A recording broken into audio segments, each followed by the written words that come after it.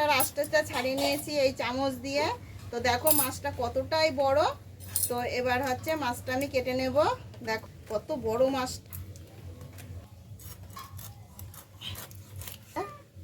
ডিম ভর্তি।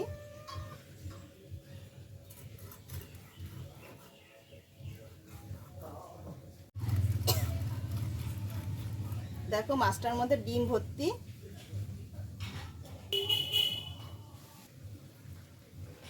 যেসব মাছের ডিম হয় সেই সব মাছের পেটিগুলো মোটা হয় না, পাতলা হয়। তা ডিম দেখো কতটা ডিম। দেখো প্রায় তো কাটা হয়ে গেছে, চলো এবার কেটে ধুয়ে তারপর।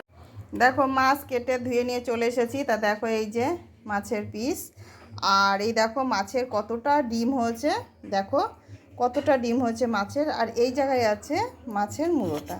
তো দেখো এই যে, তা চলো দেখো মাছগুলো কি সুন্দর লাগছে। আমি কাটতে পারি না, তাও কেটেছি।